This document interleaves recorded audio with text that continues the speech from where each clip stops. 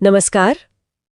आज हम आपके दिए दस्तावेज JHS 101 PDF को जरा गहराई से देखेंगे और समझेंगे कि ये संसाधन आखिर हैं क्या। मतलब सीधी सी बात है, हमारे आसपास कोई भी चीज जो हमारी जरूरत पूरी कर दे। हाँ, और जिसे पाने की तकनीक हमारे पास हो। बिल्कुल।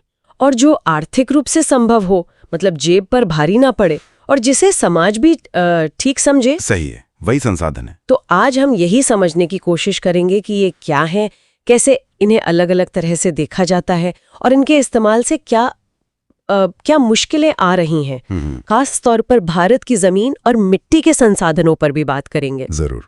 तो एक बड़ा सवाल जो दिमाग में आता है, क्या ये सब वाकई प्रकृति का मुफ्त तोहफा है जैसा कई लोग सोचते हैं? चलिए इसी पर बात करते हैं। हाँ, ये बहुत दिलचस्प सवाल है और सच कहूं तो जवाब है नहीं। अच्छा। हाँ, देखिए, संसाधन अपने आप में मतलब वो बनते ही तब हैं जब इंसान उन्हें अपने काम का बनाता है।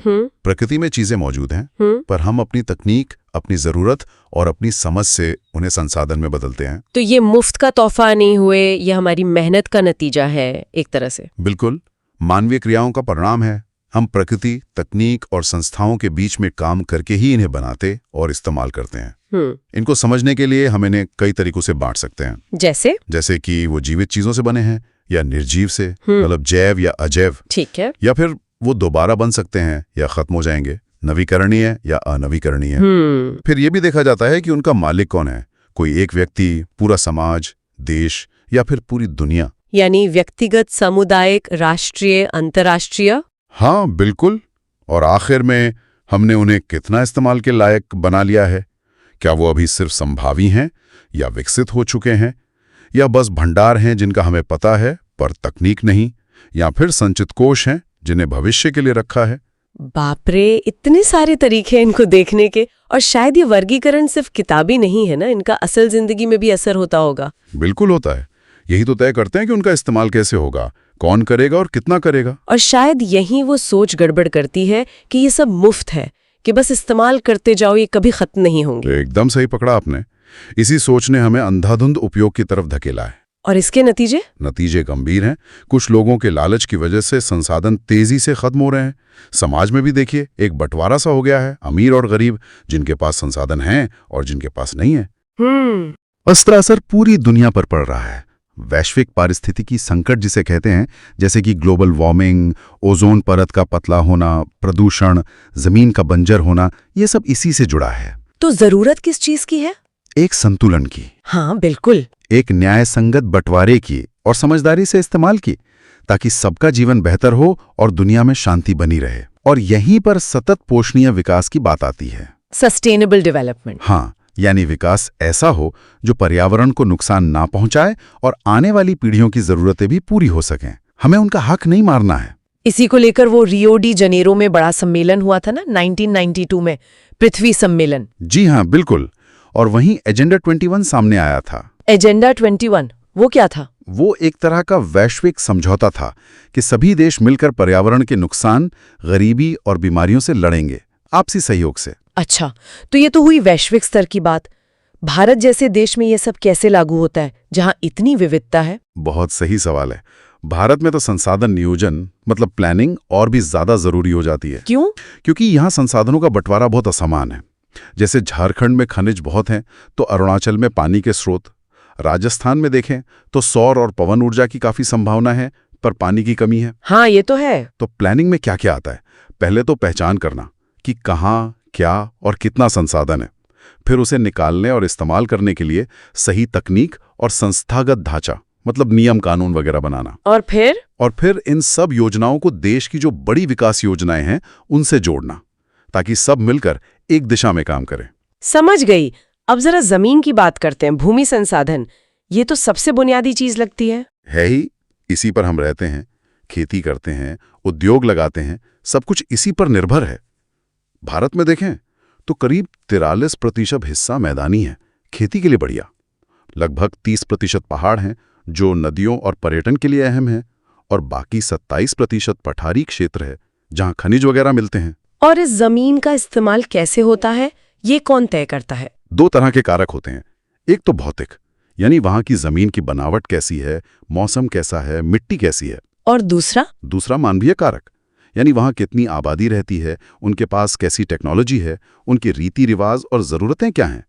वैसे भारत का कुल भौगोलिक क्षेत्रफल लगभग 32.8 लाख वर्ग किलोमीटर है, पर हमें इसके केवल 93% हिस्से के ही भूमि उपयोग के आंकड़े मालूम हैं। ओह, बाकी 7% का क्या? वो ज्यादातर पूर्वोत्तर के कुछ राज्य हैं, असम को छोड़कर, और जम्मू कश्मीर का वो हिस्सा जो पाकिस्तान और चीन के कब्जे में है, वहां का सर्वे अभी ठीक से नहीं हो पाया है। अच्छा, लेकिन एक चिंता की बात जो सामने आती है वो है भूमि निम्नीकरण, मतलब जमीन की क्वालिटी खराब होना। हाँ, ये एक बड़ी समस्या है, और दुख की बात यह है कि इसमें ज्यादातर हाथ हमारी अपनी गतिविधियों का है। जैसे जंगल काटना, जानवरों को जरूरत से ज्यादा चराना, खनन करके जमीन को यूं ही खुला छोड़ देना। हाँ, मैंने सुना है झारखंड, छत्तीसगढ़, मध्य प्रदेश, उड़ीसा जैसी जगहों पर खनन की वजह से जमीन बहुत खराब हुई है। बिल्कुल, और गुजरात, राजस्थान, मध्य प्रदेश, महाराष्ट्र में अति पशुचारण एक बड़ा कारण है।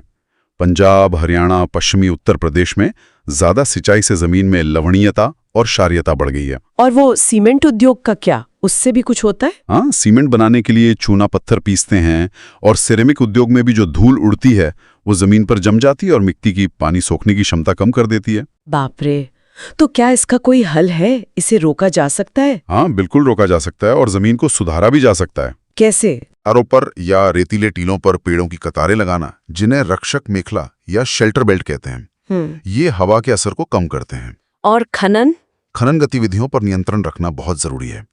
और जो औद्योगिक कचरा या पानी निकलता है, उसे साफ करके परिष्कृत करके ही विसर्जित करना चाहिए। ठीक है, अब जमीन के बाद बात करते हैं मिट्टी की, मृदा संसाधन। हाँ, मिट्टी, ये भी एक बहुत महत्वपूर्ण नवीकरणीय संसाधन है। पौधे इसी में उगते हैं और धरती के ज्यादातर जीव इसी पर निर्भर हैं।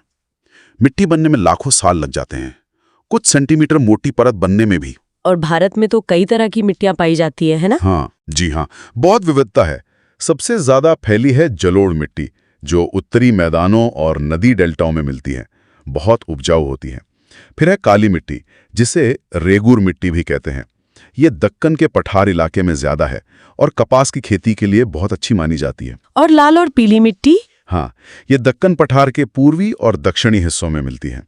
फिर लेटराइट मिट्टी है, जो ज्यादा तापमान और भारी बारिश वाले इलाकों में बनती है। रेगिस्तानी इलाकों में? वहां मरुस्थलीय मृदा होती है, रेतीली और लवणीय, और पहाड़ी इलाकों में वन मृदा पाई जाती है। लेकिन मिट्टी के साथ भी एक बड़ी समस्या जुड़ी है, मृदा अपरदन, मतलब मिट्टी का कटना और बह जाना। हाँ, ये एक बहुत बड़ी प्राकृतिक और मानवीय समस्या है। मिट्टी का बनना और उसका कटना, ये प्रक्रियाएं साथ साथ चलती हैं, एक संतुलन बना रहता है। पर हम इंसानों की गतिविधियों ने, जैसे जंगल काटने, अतिचारण, निर्माण, खनन और गलत तरीके से खेती करने से ये संतुलन बिगाड़ दिया है। और ये अपरदन होता कैसे है? कई तरीकों से। बहता हुआ पानी गहरी नालियां बना देता है, जिसे अवनाली का अपरदन कहते हैं।